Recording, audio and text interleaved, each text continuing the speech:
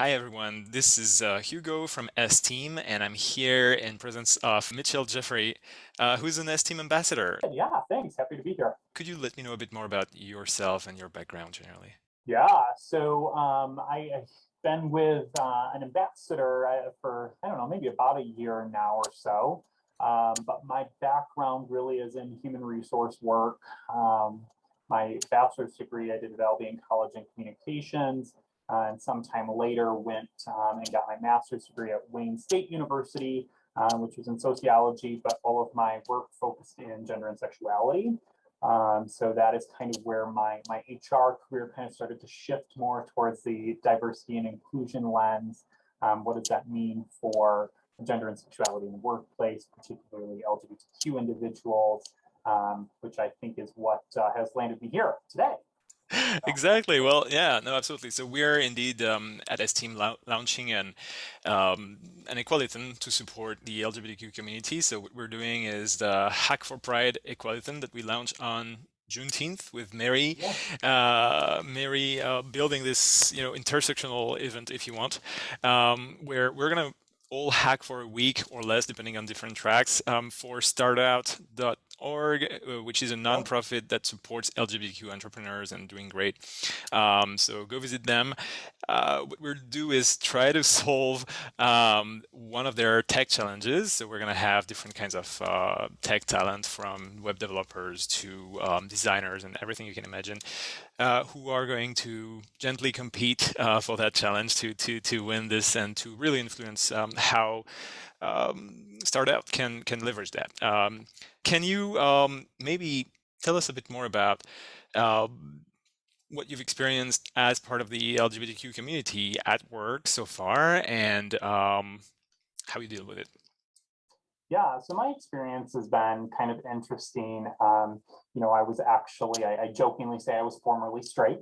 Um, so I was actually married to a woman and I do have a 5-year-old daughter. And so my experience at work has been interesting from the perspective that I've kind of seen it from both sides personally. And then I also see it from both lenses as an HR professional, both doing recruitment, being an HR partner for leaders.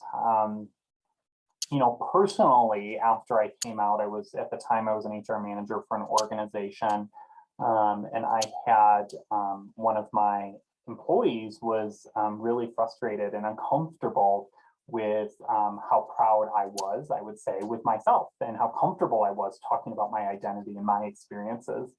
And it ended up going up, the chain, and she just was like, "I'm so uncomfortable. I don't know why he would talk about that," right?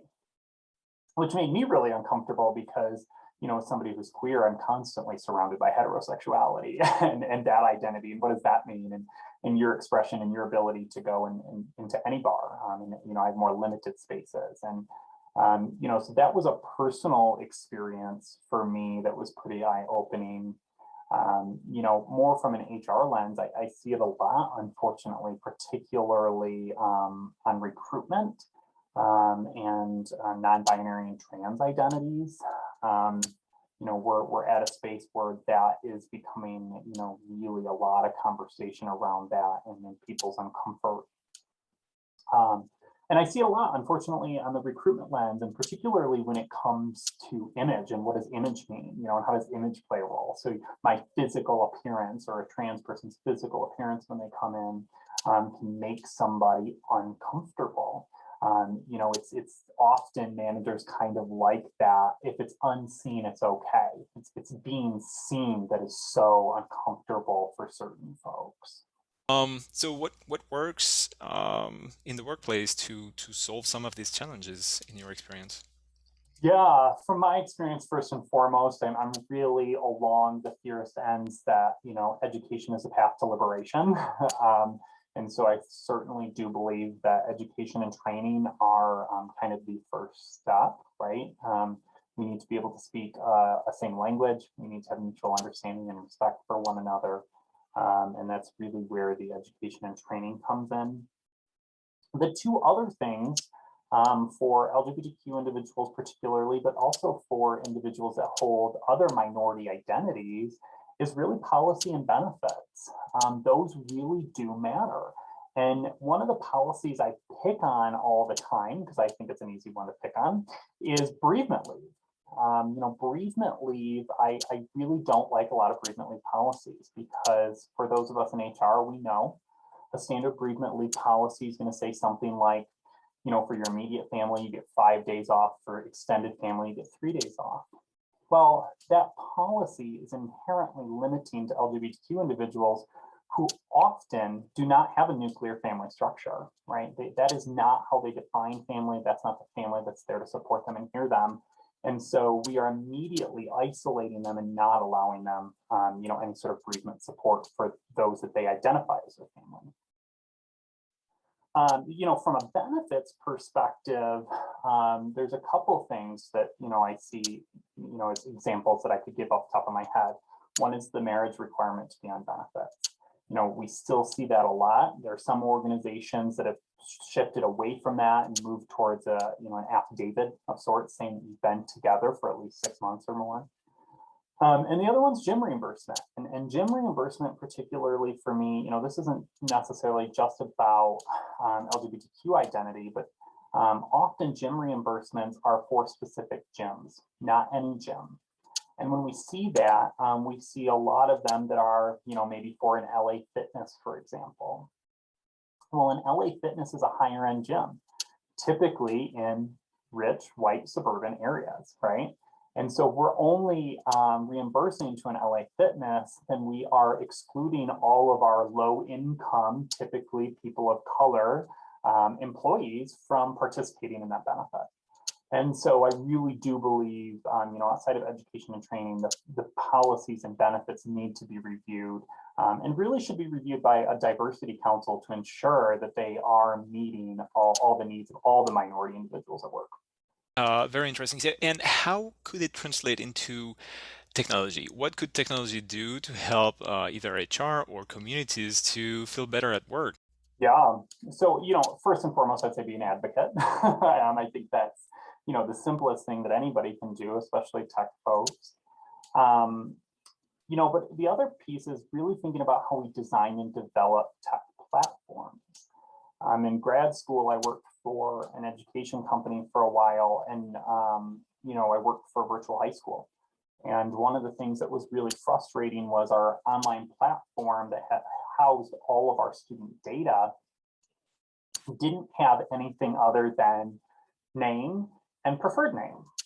And you might think, well, why does that matter, right? Well, when we think about trans and non-binary individuals, the issue is it's not a preferred name, right? I just posted something on my own personal Instagram about that, reminding folks during Pride that for trans and non-binary folks, it's not a preferred name. When you say preferred name, it's kind of this little dig. It's this constant dig that that's not who you are. It's just who you prefer to be, right? So it's not a preferred name. It is their name. One of the ways I distinguish it sometimes is I'll say legal name versus name, right? But we have an opportunity to look at things like that. Those things do matter. How do they show up in a system when they log in? Is it that legal name or is it their name, right? So we have an opportunity to make sure that whatever category we're selecting when we're coding, make sure that they're being presented how they want to be presented. One of the other things, kind of along that similar line is verbiage matters, right? When I'm filling out a form, if it's not a legal form that requires certain parameters, why is gender only male and female, right? That kind of verbiage does matter. And so when we're developing these platforms, I would say any sort of limitation that limits identity, it really does impact folks. So that presence, that representation matters.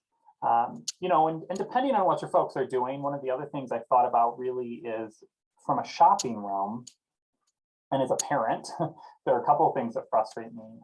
Gender is always inherently in everything. And, I get frustrated all the time when I go to McDonald's, for example, with my daughter, and they go, well, do you want a boy or girl toy? And I'm like, well, I don't want a boy or a girl toy. I want to know what the toys are. And then I want her to pick which toy she wants, right? And so, thinking about those things, even when we shop, as somebody who doesn't necessarily abide by buying clothes based on gender, it's really frustrating that I'm filtering by gender when I buy. There are women's clothes that I can wear and still look masculine in. So, even those kind of things is thinking about how are we actually filtering, how are we going through the website, what is that experience like for somebody who maybe isn't a cisgendered heterosexual white man or white woman for that matter. Got it. And do you have any recommendation for people who may experience the same issues at work as you have, for how to answer to that, where to go, who to talk to? Yeah, that's a difficult one because it really is going to depend on your organization and where you're at, right?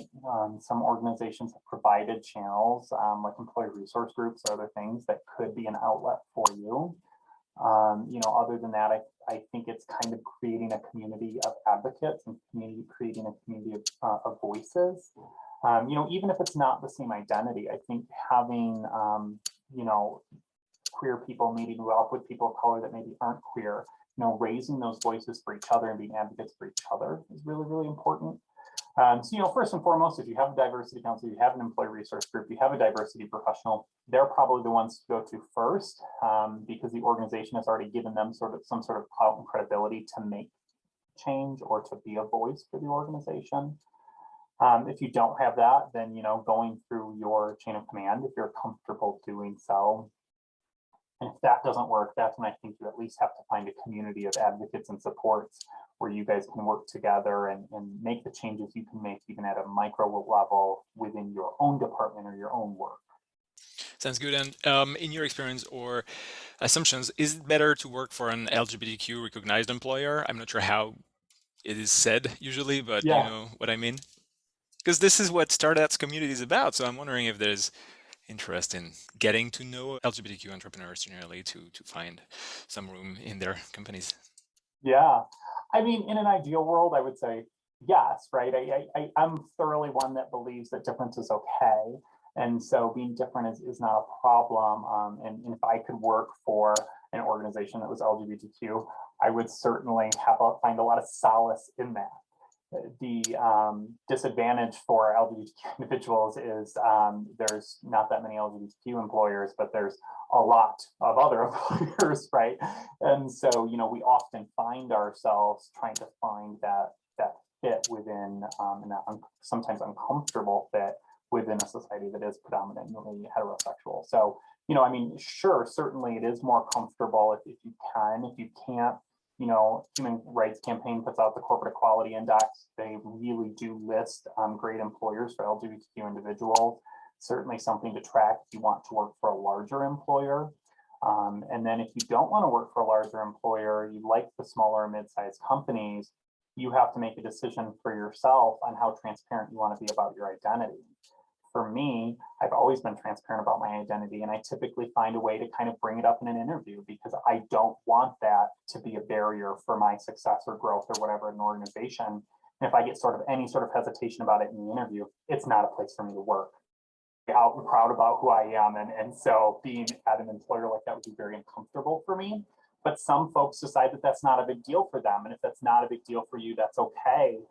You just have to kind of think about that and be, really diligent about that kind of process through searching for your next employer. Well, thank you very much. I applaud your courage, and thank you so much for giving us a little bit of your time. Is there a last word that you would like to say about your projects or whatever you want? Yeah, no, the only thing I would say is really encourage folks here to just have a lot of fun with this. I think queer people are some of the happiest, most outgoing when they are supported, feel loved, so really just have a lot of fun. Go out there and enjoy yourself, support us, and just make sure that representation is there because it does matter. Thank you so much, Michelle. I'll see you soon and speak to you soon. Have a great day.